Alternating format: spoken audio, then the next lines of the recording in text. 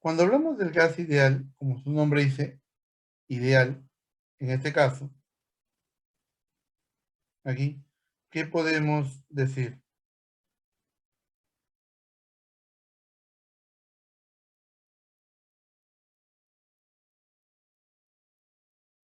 En este caso, chicos, aquí podemos decir lo siguiente. El gas ideal es un modelo que permite explicar el comportamiento de los gases en general. Aquí, por ejemplo, si nosotros consideramos el gas que nos rodea, en este caso aire, el aire recuerden que es una mezcla de gases, ¿no? Entonces, al ser una mezcla, de aquí, ¿qué podemos observar?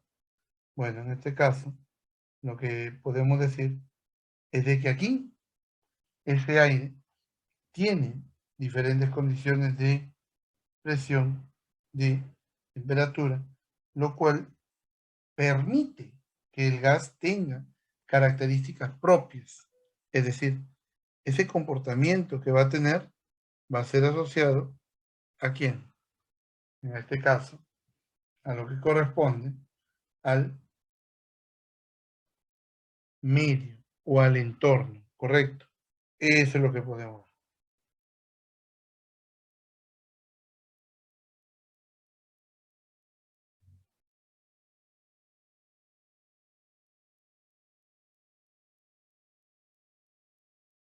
Entonces, miren, de aquí, si hablamos del gas ideal, entonces, tenemos ello. De acá entonces, a ver, ahí está. Entonces, si, por ejemplo, queremos trabajar con el aire, ¿no? Porque usualmente el aire, si ustedes se han dado cuenta, es empleado para mecanismos de enfriamiento. Por ejemplo, los vehículos utilizan el aire como un mecanismo de enfriamiento. ¿Por qué? Porque el motor de un auto, ¿no?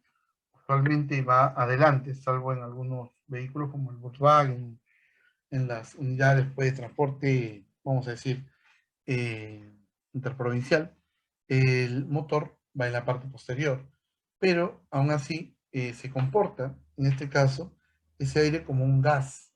Ahora, pero al comportarse como gas, profesor, ¿cómo podemos interpretarlo? Y además, ¿solamente se usa en los vehículos? No, también sirve para lo que viene a ser las llamadas máquinas térmicas. Un caso podría ser el motor de combustión de la unidad móvil. Otro podría ser una caldera en una fábrica que está funcionando en un proceso de producción. Entonces, cuando hablamos del gas en sí, podemos decir de que aquí hay dos visiones, una visión microscópica y una visión macroscópica. Por ejemplo, a ver, veamos, ¿qué pasa si yo aquí coloco una cierta cantidad de partículas? Entonces, por aquí tengo 147 partículas cuyos tamaños son de más o menos 5,5 y te das cuenta que cuando vamos aumentando la temperatura, mira, ¿qué sucede? Su movimiento se incrementa. O sea, ese gas ideal, constituido por millones y millones de partículas, va a variar su comportamiento. ¿Correcto? Eso es lo que observamos. De modo que, de acá, decimos lo siguiente. Al variar su comportamiento, ¿qué es lo que tenemos? En este caso, podemos decir que ese comportamiento del gas, ¿de qué o de quiénes va a depender? Allá en este caso, va a depender de las condiciones en las cuales se encuentre dicho entorno. Correcto. Ahí está. Esa es la razón. Bien. Desde aquí podemos decir, cuando hablamos de la presión, de la temperatura, de las condiciones del entorno, estamos definiendo una condición para el gas ideal. ¿Cuál es esa condición? Esa condición para el gas en la cual el entorno lo mantiene a una cierta presión, está a una cierta temperatura y ocupa un cierto volumen en dicho entorno. Entonces se va a decir de que aquí hay una ecuación que debería regir esa condición. a esa condición definida por esta variable presión, volumen, temperatura, se le llama estado. O de manera más completa, un estado termodinámico, ¿correcto? De modo que las condiciones para que exista ese estado termodinámico se da a través de las variables de estado.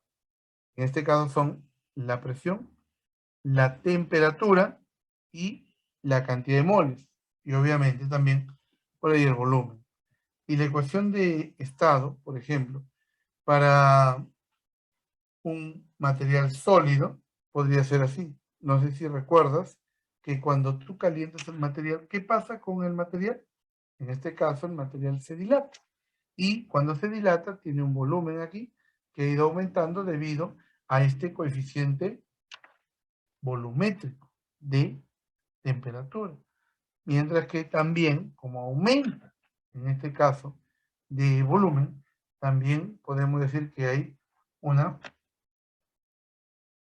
variación en la presión, ¿correcto? ¿Por qué? Porque recuerda, si amplía el volumen, disminuye la presión. Si disminuye el tamaño, aumenta la presión. Por lo tanto, aquí esto sería menos esa constante K por la variación de volumen. Es decir, debe de considerarse una disminución en la presión. Bien, a eso se le llama la ecuación de estado. Por ejemplo, para un sólido. Ahora, aquí, como ya sabemos, B es el coeficiente de expansión de volumen, K es la compresibilidad y K de P menos P sub 0 tiene signo negativo porque el aumento de presión causa una disminución de volumen. ¿Correcto? Bien, eso es lo que tenemos. Muy bien. Ahora sí. Y aquí entonces, vamos a la ecuación de nuestro gas ideal. Por ejemplo, si yo tengo el gas ideal, su ecuación, ¿de qué va a depender? De las condiciones de presión a la cual se encuentre, de la temperatura y también de la cantidad de moles que esté en su interior. ¿Correcto? Y acá yo puedo controlar el volumen mediante este émbolo, que está en este caso con una altura que se puede ir controlando, que se puede deslizar. O sea, para tener la ecuación del gas ideal, debo mantener bien conocidas presión, volumen, temperatura y número de moles. Ahora sí, de aquí. Por ejemplo, recordemos la masa molar. En este caso, si yo quiero la masa molar, recuerda, la masa molar, en este caso, también se le llama el peso molecular o masa molecular. Correcto. ¿Y qué viene a ser? En este caso la masa, en este caso total, y va a tener una sustancia en función de la masa molar. ¿Cómo sería? Bueno, si yo tengo n moles y la masa total sería esa masa molar por la cantidad de moles que yo tengo. ¿Bien? Desde aquí, esta sería la masa total con el número de moles y la masa molar. A eso. ¿Desde a qué conclusión puedo llegar? De que si el volumen es proporcional al número de moles, es decir, cuanto mayor número de moles tenga, mayor será el volumen que se ocupe. Mientras menor mol o moles tenga, menor va a ser, obviamente, el volumen que se va a ocupar. ¿Correcto? A esto. Entonces, aquí podemos decir que la presión y el volumen van a estar relacionados. Si duplicamos el número de moles, mantenido constante la temperatura y la presión, va a aumentar su volumen. También podemos ver que el volumen varía inversamente con la presión absoluta. Ahí está. Si duplicamos la presión, manteniendo constante la temperatura y el número de moles, entonces, aquí, el gas se comprime a la mitad de su volumen inicial. Esto quiere decir que aquí P por B debe ser una constante. Cuando el número de moles y la temperatura también lo sean. Correcto. Y también por aquí la presión es directamente proporcional a la temperatura. Correcto. Manteniendo el número de moles y el volumen constantes. ¿Muy bien?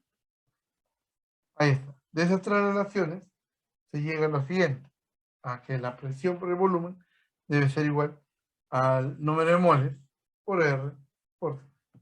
¿Muy bien? De esto se le llama la ecuación del gas ideal, o también se le conoce como la ecuación de estado, donde R es la constante universal de los gases, es un valor, en este caso, que va a depender de qué unidades tenga dicha presión, volumen y temperatura. En el sistema internacional, aquí, el R sería 8,314 Joule por mol Kelvin. Ahí está. Y R expresado en unidades de energía, también se puede ver así. Por si acaso, aquí, cuando tú hablas del sistema internacional, en el numerador, el valor de R siempre va a medirse en Joule. En algunos casos se puede medir en caloría por mol Kelvin. Yo lo que les sugiero ahí es convertir, ¿no? Convertir. Y después de ello, operar. ¿Bien? Listo. Ahora sí. Aquí otro valor para, en este caso, la energía que está en el numerador, que sería pues litro atmósfera. Correcto. Y eso sería la constante R también. De modo que podemos decir que la masa total de esa sustancia sería el número de moles por la masa molar de dicho compuesto. ¿Bien? Entonces vamos a reemplazar esa ecuación. Mira, reemplaza. ¿Qué tienes? Masa molar entre masa M. De aquí, la densidad que es igual a la masa sobre volumen, que sería presión por masa molar entre R y la temperatura. Correcto. Ahora sí, pero de aquí, ¿qué sabemos? Que ρ es igual a presión por masa molar entre R, temperatura. ¿Muy bien? Desde aquí podemos decir lo siguiente. Perdón, en un sistema que en este caso sea cerrado, es decir, no haya liberación de gas, tan solo transferencia de energía, caso fuera, pero aquí lo que nosotros tenemos es que aquí se cumple esta relación presión-volumen entre temperatura, aquí 1, y presión-volumen en 2 entre la temperatura en 2. ¿Qué te está diciendo? Te está diciendo que cuando no varía el número de moles, entonces esa relación se debe de conservar. Muy bien, listo. Desde aquí, no se necesita el valor de R para usar esa ecuación, por si acaso. Ahí está. A ver, 2 minutitos para que hagan la aplicación. O ya, máximo 5. Ya 5 minutitos para que hagan la aplicación. Lo haces bonito, lo subes ahí al Classroom y de ahí lo explicas. Y ya para mañana haces el video. A ver, adelante.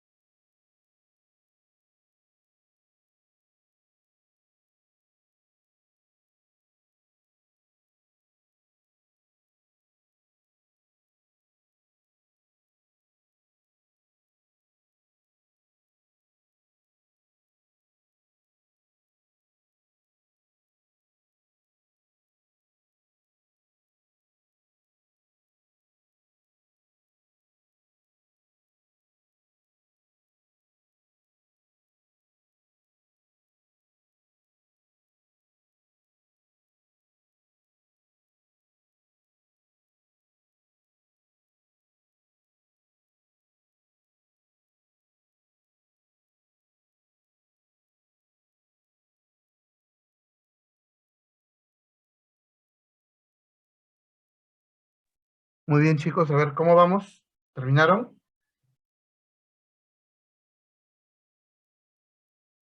¿Todavía? ¿Lo están haciendo o no? ¿Hola? Uy, ¿qué pasó? Sí, profe, pero Ah, ya, no sí me lo estás sale a mí haciendo. tampoco. ¿No te sale? ¿Está complicado? Ya, a ver, Estoy intentándolo. ya. Ya, a ver. Ya, 5 minutos más. A ver, inténtalo. 5 minutitos más.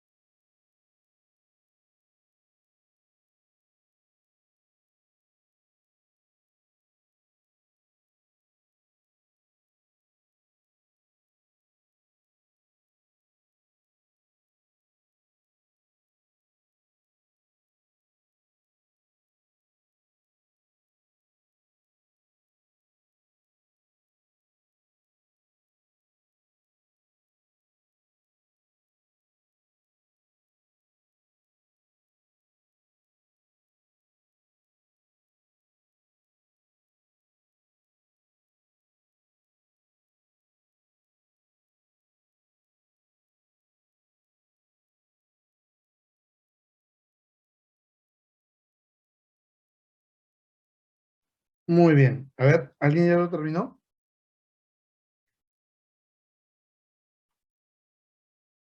Muy bien. A ver. ¿Quiénes lo están haciendo, chicos? Yo, profe León Sánchez, pero la verdad no sé si que estará bien lo que estoy Ya, haciendo. ya, hagamos una cosa. Lo cuelgas juntamente con tu video. Bueno, cuelga hoy día hasta, bueno, de acá hasta las 4, ¿no? Antes de la práctica. Cuelga tu resolución y el video lo tienes que colgar hasta mañana, ¿ya? Una sugerencia, cuando le dan una mezcla, como es el aire, en este caso lo que hacen es considerar la presión total, que es la que tú quieres, en esta ecuación presión-volumen igual a RNT. La presión total es esta, que va a ser igual a la sumatoria de las presiones parciales, desde la primera hasta la enésima componente que tenga. En este caso te dice que hay 78 de nitrógeno, 21 de oxígeno y 1% de otros gases. Entonces, en este caso, lo que vas a hacer es, o quieres, o si quieres, puedes tomar el porcentaje de nitrógeno que es conocido, el porcentaje de oxígeno que también es conocido, o directamente tomas la masa molar media, ¿correcto? Voy a hacerlo por presiones parciales, tomando cada uno de ellos, o trabajando al total. Bien, listo. Ahora, chicos, en el caso de la ecuación de Van der Waals, en este caso, señores, esta ecuación trata de reflejar un poco el comportamiento real de un gas ideal. ¿Por qué? Porque cuando hablamos del modelo del gas ideal, obviamente, como ya hemos comentado aquí, solamente va a ser aquel que dependa de presión, de volumen, de temperatura, con una ecuación bastante sencilla, que experimentalmente cumplen algunos de los gases. Perdón, pero ¿qué pasa cuando, por ejemplo, nosotros tenemos el modelo más real de un gas? Sabemos que ellos cuando chocan pueden irse en cualquier dirección e incluso chocan entre ellas mismas, las partículas que constituyen al gas. Desde ahí es donde nace de verdad el problema para analizar esto. ¿De qué vamos a hacer aquí? En este caso, lo que se suele hacer es tomar este.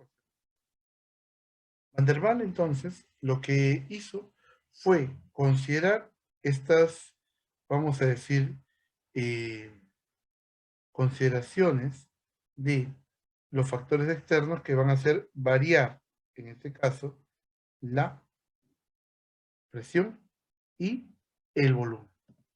Y por ejemplo, si te das cuenta, a una temperatura constante, la presión se ve incrementada en un factor, mientras que el volumen se ve disminuido en otro. La pregunta es ¿por qué? Porque si aumentara la presión, ¿qué pasa con el volumen? Disminuye, ¿cierto? Entonces aquí, si aumenta este factor, va a disminuir la presión en este otro factor, ¿correcto? Eso es lo que nos quiere decir, ¿bien? Pero hay que tener bien en cuenta, ¿correcto? Muy bien. Excelente, señor. Eso es lo que tenemos. Bien.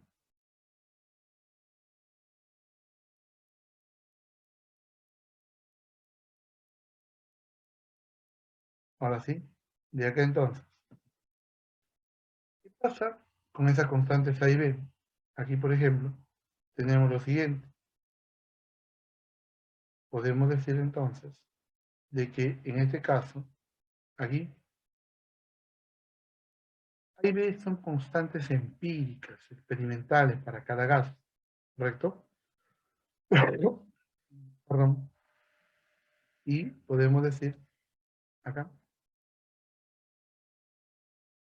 B va a representar aproximadamente el volumen de un mol de moléculas, por lo que el volumen total de las moléculas es NB.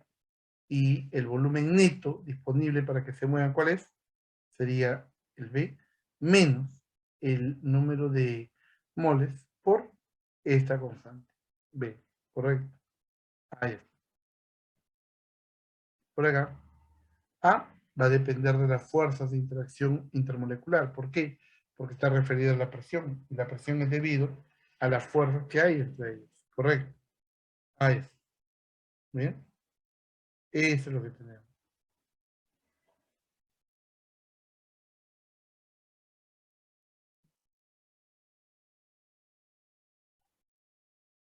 Entonces, aquí podemos decir que en este caso, esta ecuación es la que más o menos se aproxima a representar un valor real de el comportamiento de un gas, ¿correcto? Acá ya no decimos gas ideal, puesto que ya es un comportamiento un poco más cercano a un gas real, ¿bien?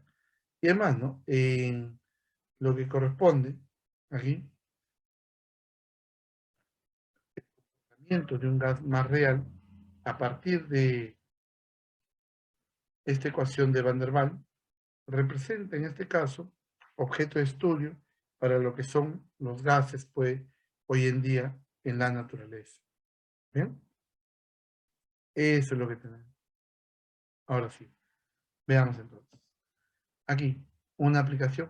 Entonces, de aquí, decimos lo siguiente. Esta es la aplicación directa, por si acaso, de esta ecuación, ¿ya? La resolución. ¿Lo quieren hacer o no? Hablen. Es directo. ¿Alguien lo quiere hacer? ¿Nadie? Ya.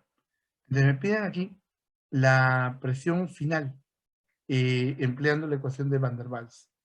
Ya mira, me piden la presión final. Vamos a llamarle PF, ¿ya? De la presión final,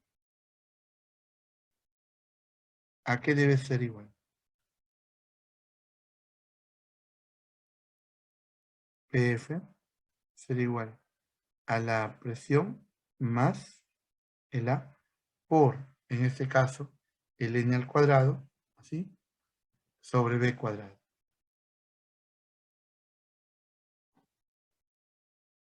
Ahí está. Entonces aquí, yo quiero determinar este valor. Ahora, me dicen aquí, si nosotros tenemos acá esta presión al final, de modo que de aquí me dan el volumen inicial, la temperatura inicial y la presión inicial. Muy bien. Y mira, ese sería el volumen inicial, ese sería la temperatura, que se mantiene fija, y esa sería la presión inicial. Ahí está. Entonces, si se comprime hasta un volumen de 5 litros, allá, 5 litros es 10 a la menos 3 metro cúbico. Mira, desde un metro cúbico hasta esta cantidad se ha comprimido. Entonces aquí es el volumen final. Y de acá, con ello, me piden calcular cuál debe ser la presión final. Ahora, para ello, vamos aquí. Condición 1. O al inicio. Al inicio aquí, defino la presión inicial, aquí más esta constante A por N al cuadrado entre el número de moles y acá el volumen al cuadrado. Y todo esto por el volumen menos N veces ese factor B, el factor de corrección de volumen, igual a que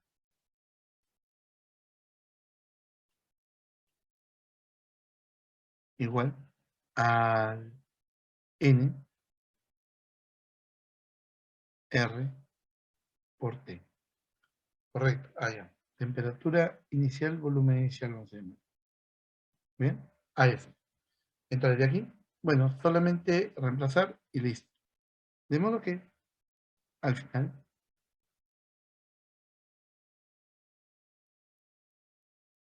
¿qué es lo que tenemos? Mira, la presión final más el A n al cuadrado, allá, acá volumen inicial, no te olvides, entre el volumen final, aquí, elevado al cuadrado, y esto por el volumen final menos número de moles por B. Aquí el número de moles se considera constante por si acaso, y todo esto debe ser igual a NR perdón, por la temperatura final. Ahí está.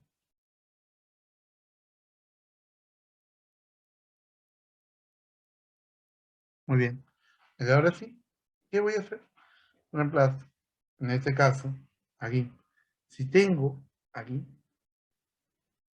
dice que acá lo voy a comprimir a una temperatura constante, ¿no? Entonces, la temperatura inicial y la temperatura final es la misma. Temperatura inicial igual a temperatura final. Ahora, como se comprime a volumen constante, ¿qué digo? De esta relación, y acá prácticamente el segundo miembro es el mismo, para la ecuación 1 y para la ecuación 2. A eso. Entonces aquí, digo, me queda presión en 1 más A n al cuadrado entre VI elevado al cuadrado. Y esto por volumen inicial menos número de moles por B igual a presión final más el A n al cuadrado entre el volumen inicial, perdón, el volumen final.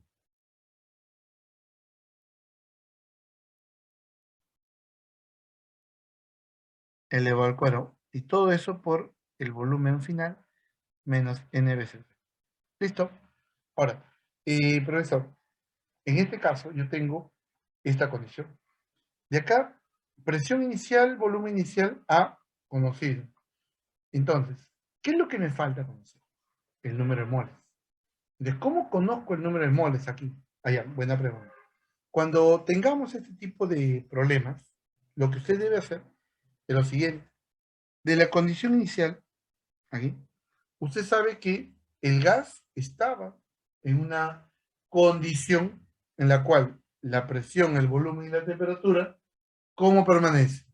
Constantes. Por lo tanto, puedo decir, para la condición inicial, ¿qué tenemos? Aquí, en la condición inicial, podemos decir aquí, de que aquí, en la condición inicial,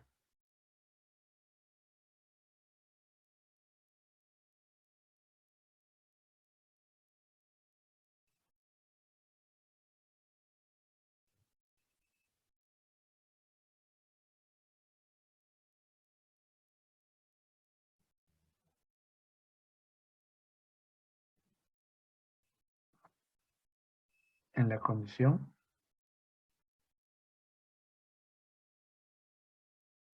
no, todo en negro.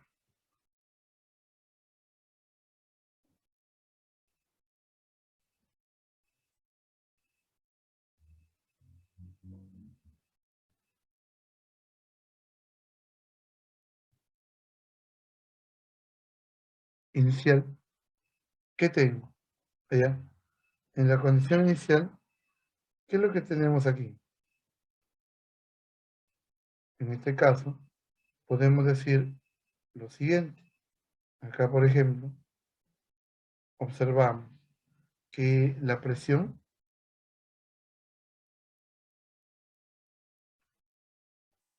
inicial, volumen inicial, número de moles, RT inicial. Correcto. En ese estado nada más voy a determinar este número de mol. ¿Cómo? De la condición inicial, yo conozco, en este caso, aquí cada una de las variables, ¿correcto? Entonces de aquí puedo encontrar el valor del número de moles. ¿Listo? Es más, aquí compara este número de moles que vas a obtener aquí, en el estado inicial, con la expresión número 1. ¿Por qué? Porque mira, en la expresión número 1, ¿qué vas a tener? En este caso, esto sería presión inicial conocida más A n al cuadrado, volumen al cuadrado, en este caso volumen inicial, y esto por V inicial conocido menos n veces B Y todo esto debe ser igual a nRT inicial. Como conoces presión, volumen y temperatura, puedes hallar aquí el número de moles. Compara a ver cuál de los dos es mayor y por qué. En este caso, en el estado, vamos a llamarle ideal, en el gas ideal, aquí el número de moles le va a salir mayor. ¿Por qué? Porque no se está considerando el cambio que va a ocurrir debido al aumento de la presión o a la disminución del volumen. ¿Correcto? Eso es lo que tenemos. ¿Muy bien? Ahí está. Muy bien, señores. ¿Se entendió esta parte? Adelante.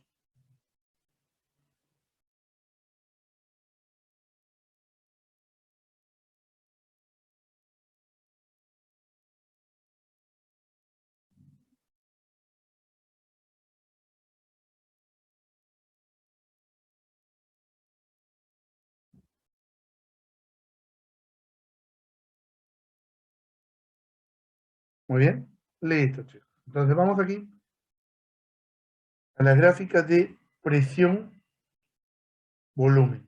Cuando hablamos de la gráfica presión-volumen, bueno, como ya conocemos pues desde nuestra etapa preuniversitaria, las gráficas deben ser así, de ese tipo.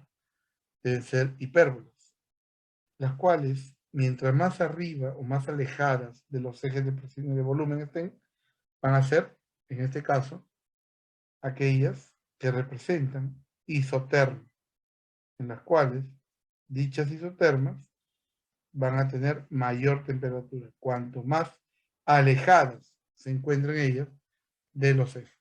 Correcto. Ahí está. Bien. Ahora por ahí.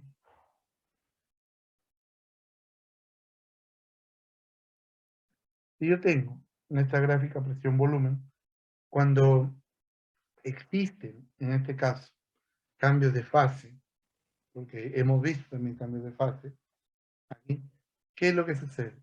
En este caso, cuando hay cambios de fase, podemos decir lo siguiente.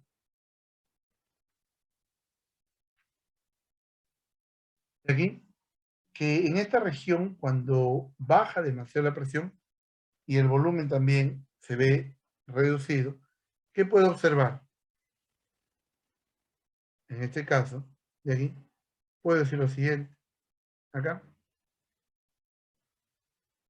puedo observar de que aquí, en esta región donde las curvas comienzan, aquí, a, vamos a llamarle deformarse a esa, ¿qué podemos observar? En este caso, podemos decir de que aquí, cuando empiezan a deformarse, en esta región es donde hay un equilibrio de ambas fases, entre la fase de líquido y vapor.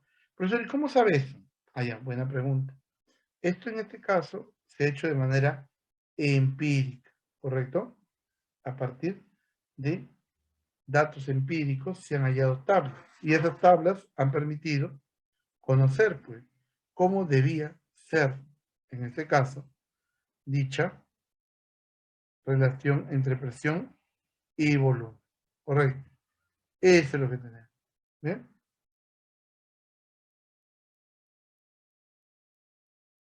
Ahora sí. Desde aquí, si tenemos isotermas que se encuentran a mayor y mayor y mayor temperatura, así de esa manera, puedo decir acá lo siguiente, de que aquí, ¿qué es lo que observamos? ¿Bien? Observamos acá lo siguiente, de que en este caso, a mayores temperaturas, entonces, ¿qué es lo que puedo ver? De que ya no hay transición entre líquido y vapor. Pero por debajo de una cierta temperatura, llamada la temperatura crítica, puedo observar que sí, existe en este caso posibilidad de que el material o de que la sustancia se vaya a condensar, ¿correcto? Es decir, que hay equilibrio entre la fase líquida y la fase de vapor. ¿Bien? Y ahí tenemos, en este caso, la descripción de cada uno de estos puntos, donde ocurre justamente el equilibrio. En este caso, si se comprime el gas hasta la temperatura constante T2, es decir, acá estamos a la temperatura de T2, aquí va a ser vapor hasta llegar al punto A, donde comienza a licuarse, es decir, a hacerse líquido, a transformarse, cambiar de fase. ¿Bien? Y de modo que la presión como la temperatura permanecen constantes. No sé si te acuerdas de los cambios de fase. Cuando cambiaba la fase, la temperatura, ¿cómo permanecía? Constante, ¿sí o no? Y ahí, por ejemplo, podemos ver que para que ocurra el cambio de fase, la temperatura permanece constante, así como la presión. En este caso, si estamos aquí a nivel del mar, para que ocurra ello, para que ocurra, por ejemplo, la condensación del agua o la licuación del vapor de agua, ¿qué tenemos allá? Para que ocurra ello, tenemos que aquí, en este caso, para que ocurra la licuación, la temperatura debe permanecer constante. Claro, porque esa es la condición, ¿no? Que ya hemos visto en la sesión anterior. Pero también, aquí, tiene que ocurrir que la presión debe mantenerse constante. Si la presión fluctúa, ya no se puede dar esa condición. ¿Bien? Y para el punto B, prácticamente el material se encuentra ya en la fase líquida. Y cualquier otra compresión, ya como está en fase líquida, va a producir, en este caso, que esa compresión haga que la presión aumente rápidamente su valor. Correcto. Eso es lo que tenemos. ¿Bien? Entonces, por aquí vamos a hablar ahora de las moles y el número de Avogadro. Bueno, ya de los conceptos que manejamos, una mol, ¿qué era? La cantidad de sustancia que contiene tantas entidades elementales como átomos hay en 0.012 kilogramos de carbono 12.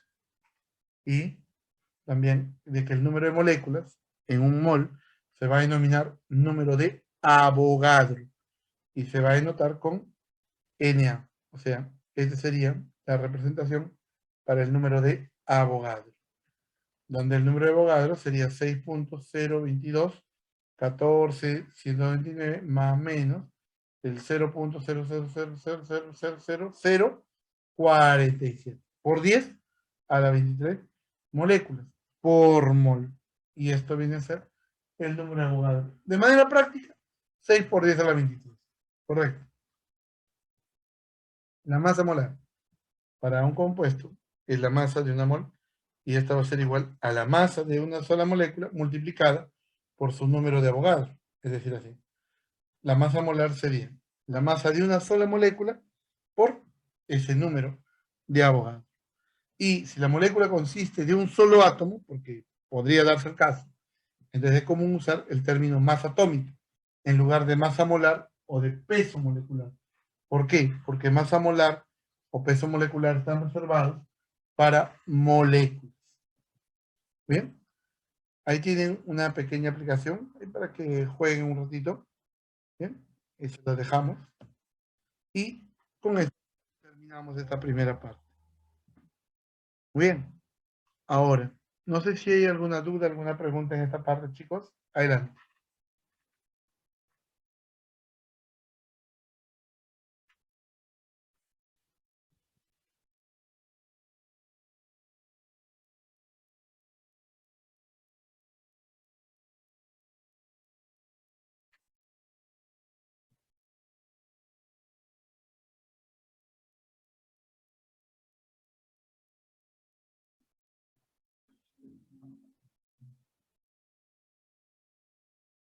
Muy bien, ya que no hay dudas, continuamos.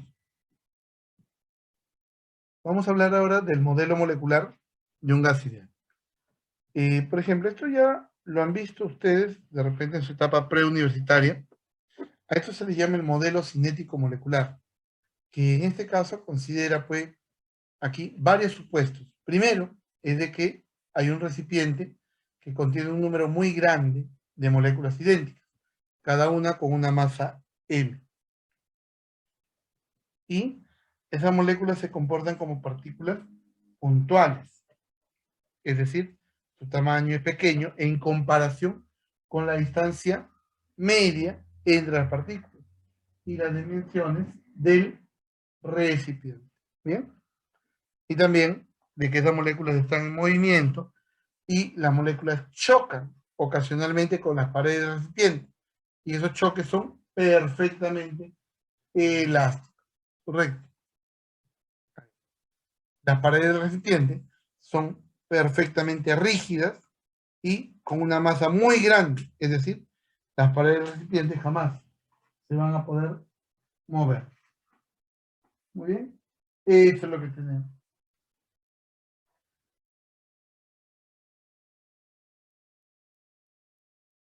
Ahora, después de suposiciones, vamos aquí a ver las colisiones y la presión del gas.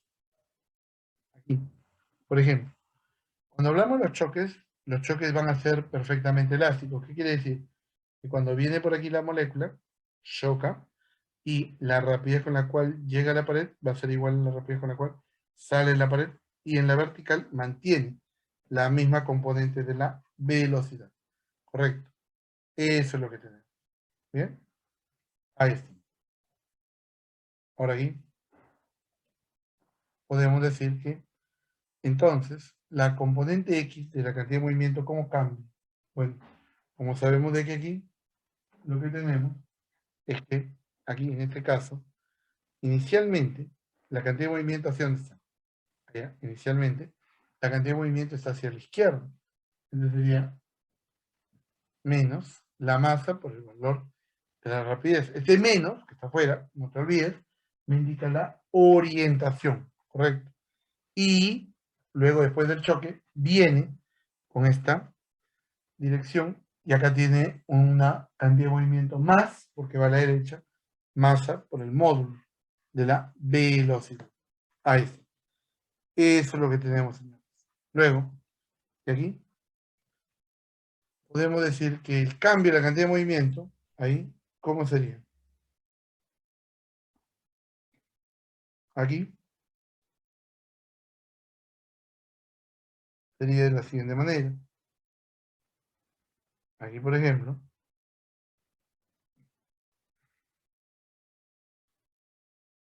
sería cantidad de movimiento final, esta cantidad, menos la cantidad de movimiento inicial, menos esta otra cantidad. Menos menos da más, 2 veces la masa por Vx. Así es, hombre.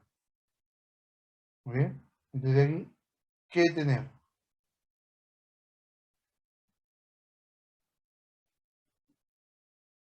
Si hay cambio en la cantidad de movimiento, ¿a qué se debe? A ver, díganme. ¿A qué se debe el cambio en la cantidad de movimiento?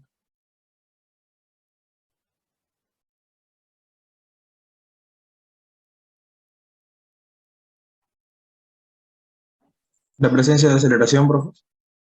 Ya, pero si hay presencia de aceleración, ¿qué indica? La aceleración, ¿quién la produce? Segunda ley. No hay La fuerza fuerza. resultante. Correcto. Tiene que haber fuerza necesariamente. O sea, recuerden esto. Eso ya lo hemos visto, por eso les decía, ¿no? Que este modelo cinético molecular prácticamente es Newton disfrazado. Es Newton. Y yo veo que cambia la velocidad, obvio, porque acá está cambiando, de lo que va a la izquierda, ahora va a la derecha, ha cambiado. ¿Por qué? Porque aquí ha recibido el efecto de una fuerza. Y esa fuerza ha sido aplicada durante un cierto intervalo de tiempo. ¿Y esto qué significa? Que hay un impulso. ¿Y el impulso qué significa? Que va a variar su cantidad de movimiento. Correcto. Eso es lo que sabemos. Entonces aquí debe haber un impulso por parte de la pared. Te digo, acá, considerando que aquí llegue una cierta cantidad de partículas en un determinado volumen. Por ejemplo, ¿cómo? Aquí.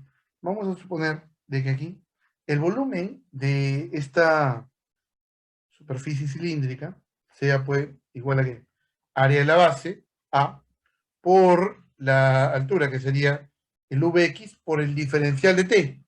Es decir, es un cilindro infinitesimal. Entonces, la cantidad de partículas que hay en este cilindro infinitesimal, ¿a qué será igual? Bueno, en este caso, si yo quiero hallar el número de partículas por unidad de volumen, yo digo, bueno, para este volumen, ¿qué cantidad de partículas existe? Ah, bueno, veamos.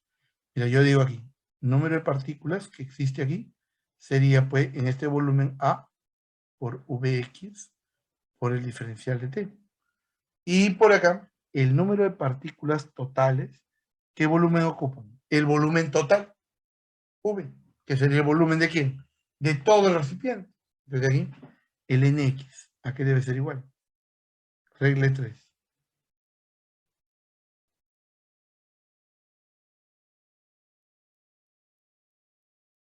Muy bien. Y esto sería así. Vamos a ponerlo bonito más abajo.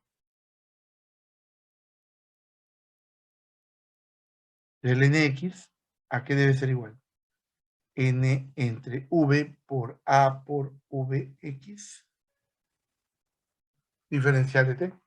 Pero, profesor, ese sería el número de partículas que está chocando aquí, a lo largo de, bueno, vamos a llamarle esta dirección, el eje X. Entonces, si ese es el eje X, ¿qué puedo decir? Allá, bueno, en este caso, profesor, llega, ¿qué pasaría si es que considero solamente una dirección? Porque acá hemos considerado que chocan solamente en esta pared. Profesor, pero imagínense, si usted está considerando el eje X, hay igual probabilidad que choque en la pared de la derecha como en la pared de la izquierda. O sea, aquí el número de partículas que deben dirigirse hacia la izquierda o hacia la derecha sería la mitad del número de partículas totales. ¿Por qué? Porque tienen igual probabilidad de chocar en una o en otra dirección. Correcto. Desde ahí tenemos ahí, de que aquí ese número de partículas sería igual a que un medio de ese número de partículas entre V. Así es, amigo. Ahí es.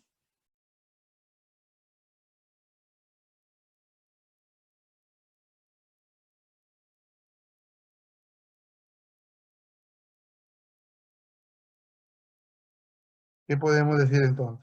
En este caso, aquí, podemos observar lo siguiente, de que aquí la variación de la cantidad de movimiento, ¿cómo sería?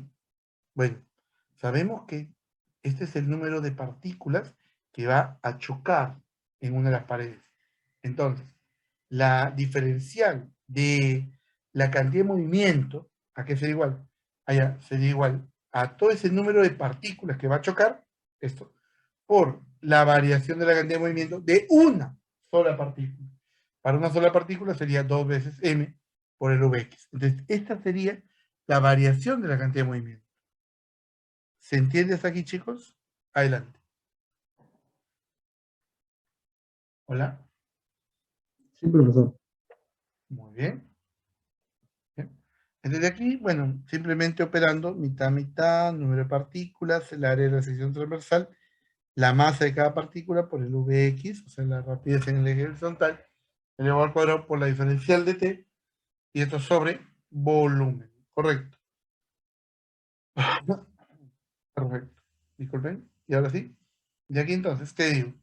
Allá.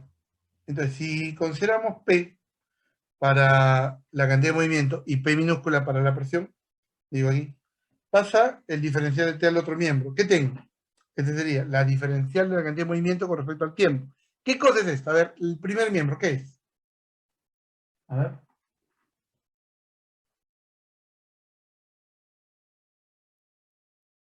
Ya lo hemos visto, señores, en mecánica. Esto es la fuerza. La fuerza es aquella que produce el cambio en la cantidad de movimiento. Ustedes mismos lo han dicho hace un ratito. Entonces, señores, de aquí, ¿qué digo? De acuerdo a la segunda ley, esa vida es la fuerza. Ahora, como esta es la fuerza, pasa a dividir el área. Sería fuerza entre área, la presión. ¿Y qué te queda? Número de partículas, no digo número de moles, número de partículas por la masa de cada partícula, por la rapidez que hay en X elevado al cuadrado. Y todo esto sobre el volumen total. Correcto. Ahí está. Muy bien. Entonces de ahí ¿qué podemos decir? Aquí la presión tendría alguna relación con la energía cinética. ¿Por qué? Porque hay una rapidez elevado al cuadrado. ¿Correcto? Ahora, entonces, ¿cómo sería esto? ¿Ya? Aquí entonces podemos decir de que la rapidez que va a tener cualquier partícula, considerando, pues, en este caso, como ya hemos considerado el eje X, puedo considerar acá X, Y y Z. De modo que si una partícula se está moviendo, tiene una velocidad así. Por lo tanto, tiene componentes en X, en Y y en Z. Sería V en X al cuadrado más V en Y al cuadrado más el V en Z elevado al cuadrado. ¿Correcto? Ahí está. Eso es lo que tenemos. De modo que, en este caso, de aquí, en promedio, ¿qué podemos decir? El cuadrado de la rapidez en promedio sería igual a la suma de promedios de los cuadrados de cada componente. Ahí está. De modo que, de aquí, podemos decir, se deduce que aquí la rapidez en X al cuadrado en promedio debe ser igual a la rapidez en Y al cuadrado en promedio y a la rapidez en Z al cuadrado en promedio. ¿Por qué puedo asegurar esto? ¿Alguien me puede decir? ¿Alguien? ¿Por qué puedo asegurar ello?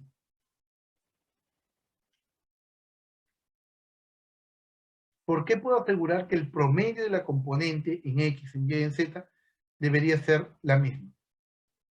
¿Por qué?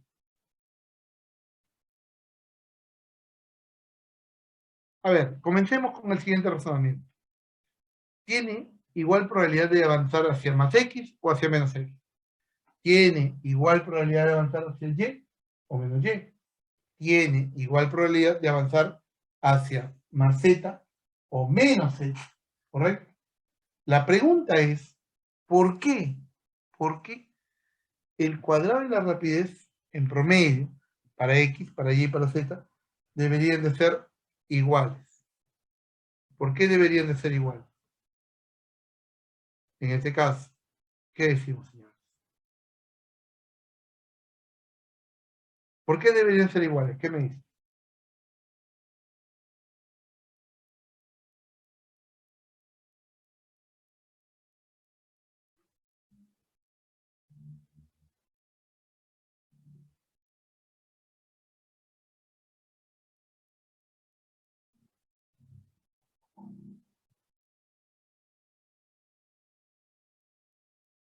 Dígame, señores. Pregunta. Si hablamos de la energía, ¿no? La energía, en este caso, como es una partícula que está en movimiento, hay energía cinética. Y si hay energía cinética, pregunta, si la partícula tiene igual probabilidad de moverse en X, en Y, en Z, ¿qué significa? Que hacia el eje X tendría una componente de velocidad, el Vx. Hacia el eje Y, Vy. Hacia el eje Z, Vz. Pero, ¿qué hemos dicho? Que tiene igual probabilidad de moverse en X, en Y o en Z. Por lo tanto, si tiene igual probabilidad, debe haber una equipartición de las energías para cada una de las componentes, es decir, el Vx al cuadrado en promedio, el Vy al cuadrado en promedio y el Vz al cuadrado en promedio. Correcto. Ahí está. De modo que el Vx en promedio sería pues un tercio del cuadrado de la rapidez en promedio. A esto se le llama el principio de equipartición, señor. Correcto. Ese es el principio de equipartición. De modo que, aquí, si reemplazamos ello, sería pues presión por volumen, y acá te acuerdas de que aquí tenías el V en X del anterior. Tenías el Vx al cuadrado. Entonces aquí, simplemente, ese Vx al cuadrado lo vas a trabajar como, en este caso, aquí, un tercio del cuadrado de esa rapidez. Correcto. Eso es lo que tenemos.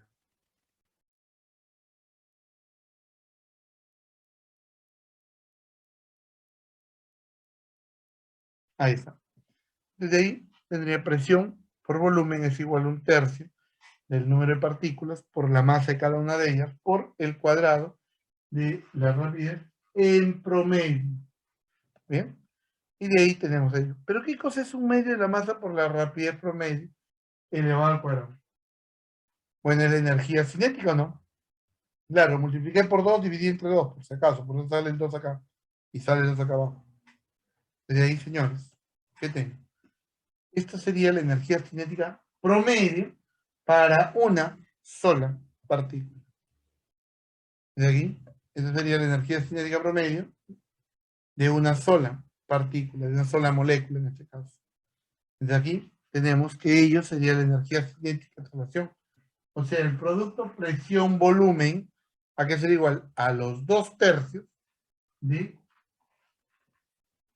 la energía cinética de traslación. A eso. ¿Bien? Eso tenemos. Entonces aquí, bueno, comparando con la ecuación, aquí, presión por volumen es igual a nRT, sabemos lo siguiente. De aquí entonces, podemos decir que la energía cinética de traslación sería 3/2 de nR por T. Acá recuerda lo siguiente, hemos tomado las partículas del gas como si fueran prácticamente partículas que solamente experimentan traslación. Este es el modelo cinético molecular válido para gases del tipo monoatómico. Profesor, pero yo no, en la naturaleza no solamente hay gases monoatómicos. Por ejemplo, el oxígeno, el nitrógeno, el hidrógeno mismo son diatómicos. Entonces, ¿qué pasó ahí? Allá. En este caso, lo que se hace es extender el modelo y ahí también se va a tener para lo que son los gases diatómicos y también para los poliatómicos. Correcto. Muy bien. Entonces, aquí, si yo quiero hallar la energía cinética media de todo este sistema, sería pues esto dividido entre n, y de acá, ¿qué tengo? Este sería 1/2 de la masa por el cuadrado de la rapidez en promedio. Y así tengo la energía aquí.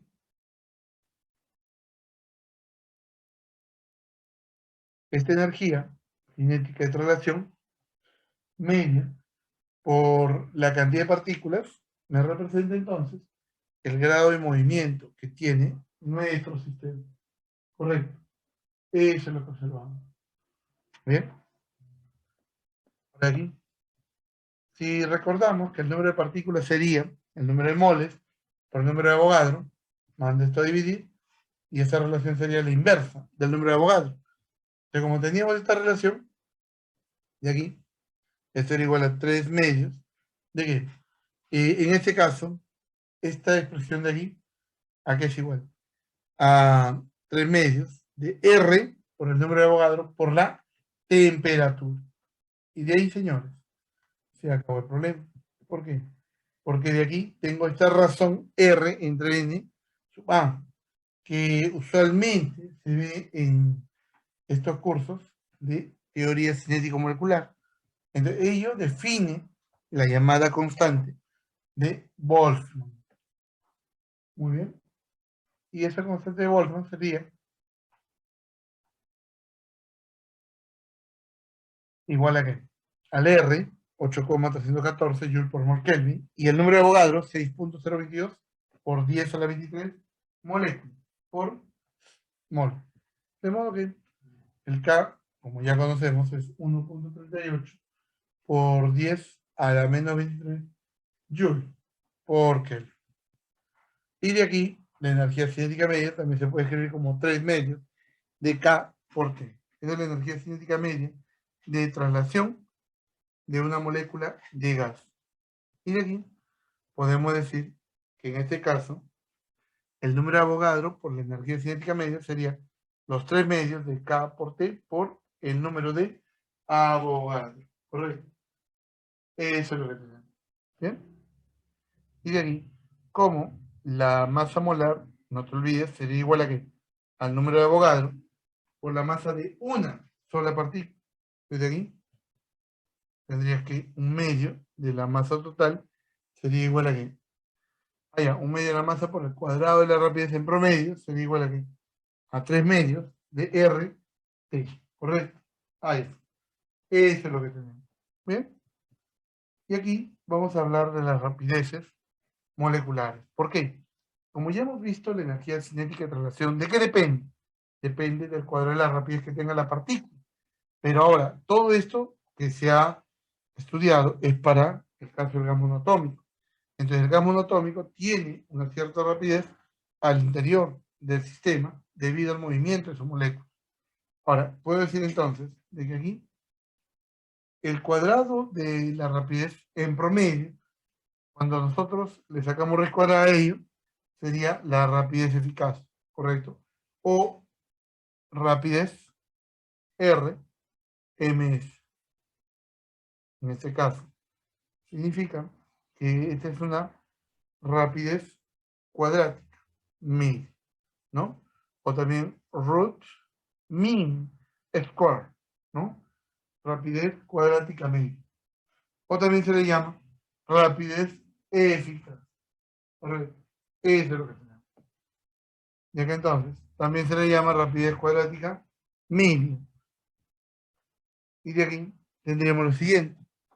Si en este caso, en promedio, la rapidez cuadrática media sería igual a la raíz cuadrada de el promedio de la rapidez cuadrada y o también la raíz cuadrada de 3 veces K por T entre M o 3 veces RT entre la masa molar. ¿Bien? Y ahí tenemos la rapidez eficaz para una molécula de un gas. En este caso, monoatómico. ¿Correcto? Monoatómico. ¿Bien? Ahí está. Otra aplicación.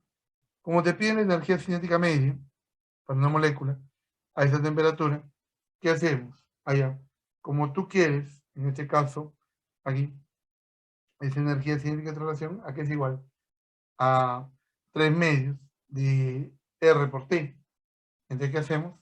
Simplemente, como tenemos la temperatura, en Kelvin, no te olvides, tiene que estar en el sistema internacional en Kelvin, ¿correcto? Haces el cambio y simplemente operas.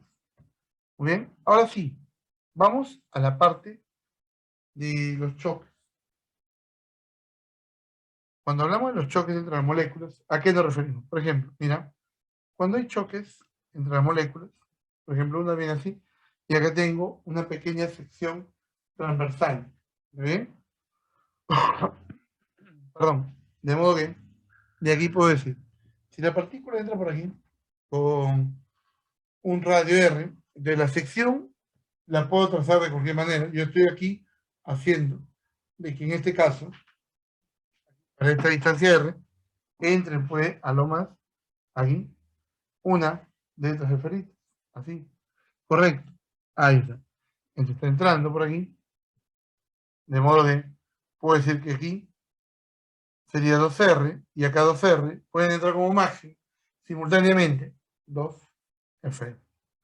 Desde aquí podemos decir que esa esferita va a chocar y acá es donde se va a producir, en este caso, una sección eficaz. En este caso, la sección eficaz viene a ser igual a que, primero, conozco el volumen del cilindro, 4pi por RI elevado al cuadrado, por la, por la diferencial del tiempo. ¿Correcto? Muy bien. Desde aquí, lo que observamos es lo siguiente. Aquí, si tomamos esta diferencial de partículas, como tenemos aquí, el diferencial de volumen de ese cilindro sería 4pi al cuadrado por la rapidez con la cual se mueven las partículas, por la diferencial de t, por el número de partículas, por el volumen. De modo que, si mando el dt para allá, tendría, que la cantidad de choques por unidad de tiempo, ¿a qué debe ser igual? A 4pi por r al cuadrado por v por n, el número de partículas, entre su volumen. Correcto. Ahí está. Eso tenemos. Y aquí podemos decir que la diferencial del número de partículas con respecto al tiempo, eso que debe ser igual. Aquí sería pues lo siguiente. En este caso sería 4pi por raíz de 2 por R al cuadrado y esto por N entre V, ¿correcto? Y de ahí nosotros podemos decir que en este caso, aquí, se le asigna una constante R2. En este caso, ¿por qué? Para la normalización de esa gráfica. ¿Bien?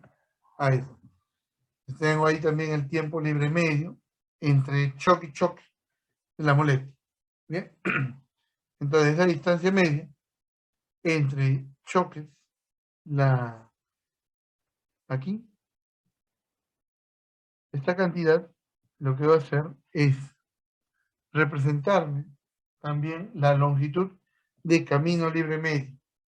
Esa longitud de camino libre medio, ¿te acuerdas que cuando el electrón era, en este caso, o perdón, cuando la partícula era llevada desde un punto a otro, antes de que choque, entonces ahí se habla del camino libre medio.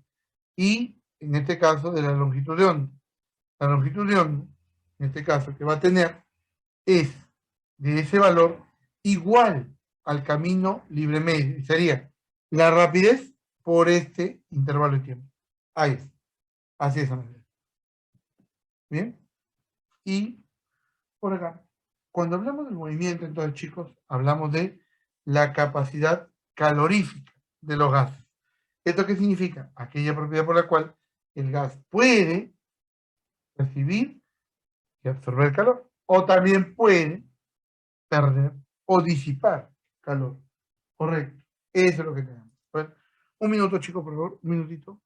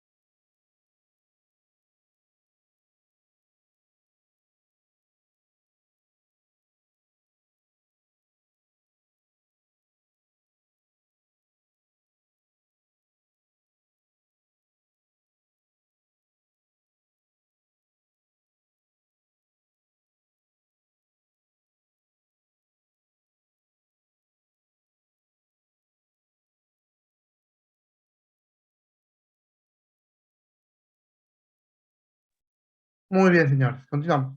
Cuando hablamos de las capacidades caloríficas, en este caso, como ya sabemos, nos van a indicar qué tan bien o qué tan mal pueden recibir esa cantidad de energía que llega a ellas. ¿Por qué? Porque recordemos lo siguiente, cada gas absorbe de manera diferente la energía. Igual como, por ejemplo, cuando vimos calor específico, no sé si se acuerdan, en calorimetría, cada sustancia va a absorber de manera diferente la energía que llega a ella. ¿Por aquí? Si nosotros recordamos, la energía cinética de traslación era 3 medios de nRT, pero si estamos diciendo que vamos a tomar una pequeña porción de energía, es porque hay una pequeña variación de temperatura. ¿Por qué? Porque se considera que el número de moles se mantiene constante. Y obviamente R también es la constante universal de los gases. ¿Correcto? Ahí está. Eso es lo que tenemos. De modo que, y aquí, significa que si es que yo le transfiero calor, aquí hay una pequeña o una variación infinitesimal de temperatura. Y obviamente una variación infinitesimal de energía cinética de traslación. Entonces aquí, recordemos lo siguiente.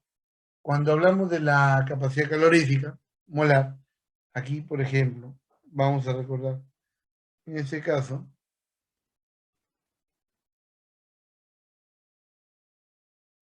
aquí, este calor que está recibiendo va a ser igual al número de moles por la capacidad calorífica molar a volumen constante por la diferencial de temperatura. Correcto.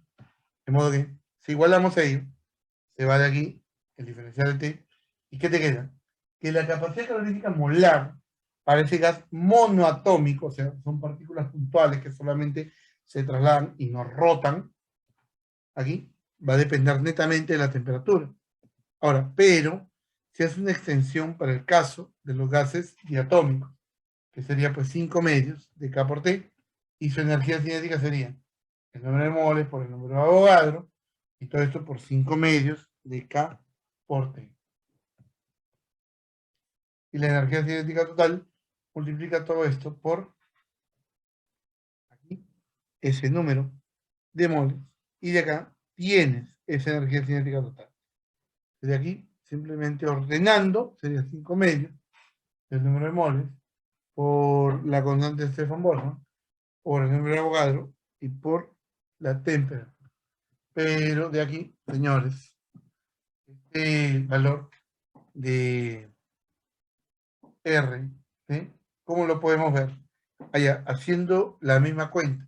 Para el diferencial de calor expresado como número de moles por capacidad calorífica molar a volumen constante por el diferencial de T, me va a quedar la capacidad calorífica molar a volumen constante como 5 medios de R. Y esto sería para el gas diatómico. Vuelvo a repetir, acá, esta es una extensión del modelo cinético molecular que considera que los átomos en el gas ideal o las partículas en el gas ideal, todas ellas están realizando movimiento de traslación. En cambio, en este tipo de moléculas, las diatómicas, no solamente hay traslación, sino también hay rotación, ¿correcto? Eso es lo que tenemos. Muy bien. Ahí está. Ahí tenemos algunas capacidades caloríficas molares y en los sólidos, por ejemplo, también hay una capacidad calorífica.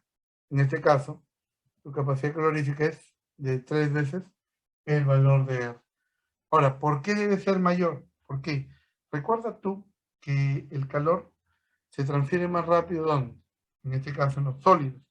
¿Por qué? Porque los sólidos comunican rápidamente el calor, es decir, también se debe a su alta conductividad térmica.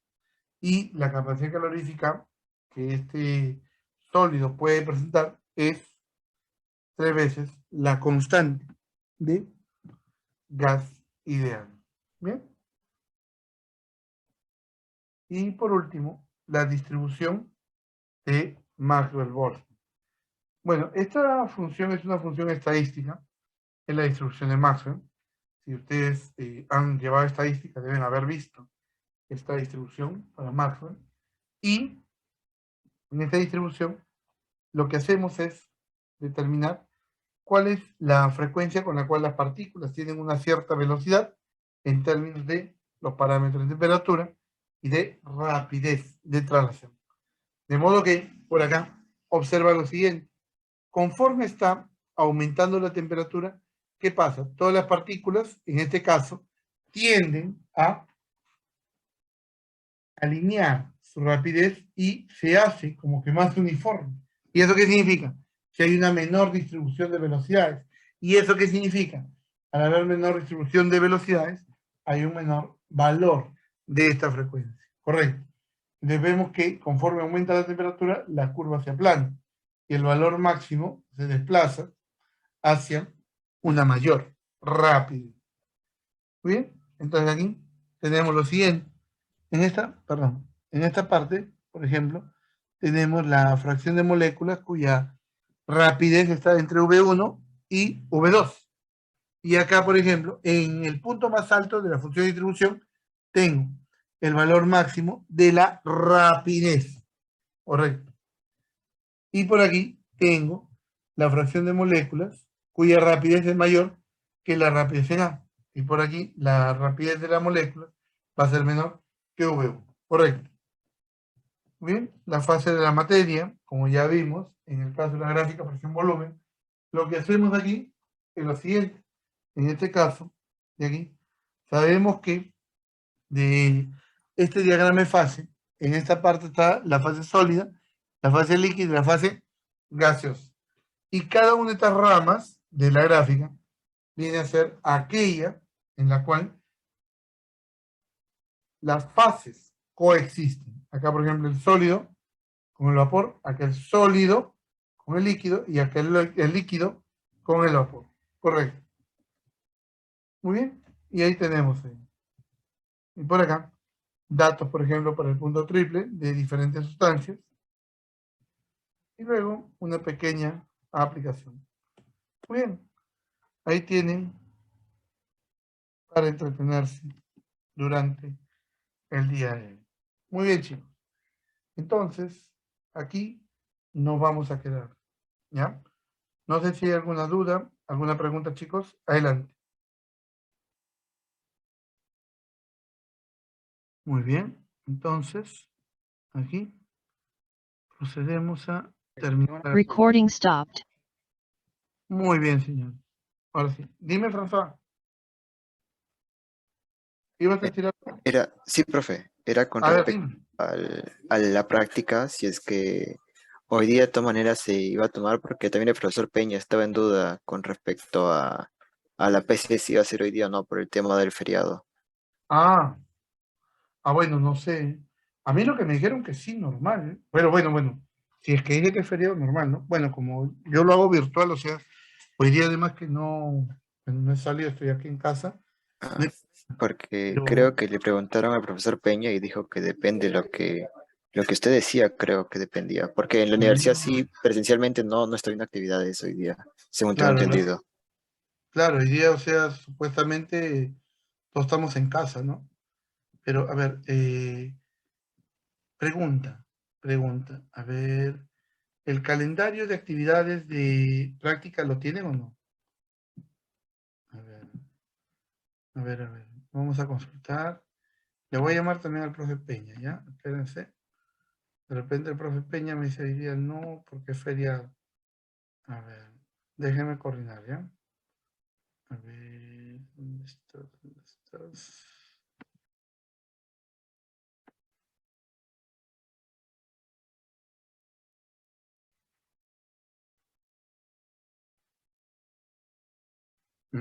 Sí puede, el 27 del 1 de julio, si toca. A ver, déjame llamarle al profe Peña. Mira, me comparto la pantalla, ¿ya? Ya, mira, ese es. Aquí está la cuarta práctica. Déjame llamarle al profe a ver qué me dice, ¿ya? Ah, está bien, profe. Sí, un momentito. Ahora lo llamo. Un momento, no vayan a irse.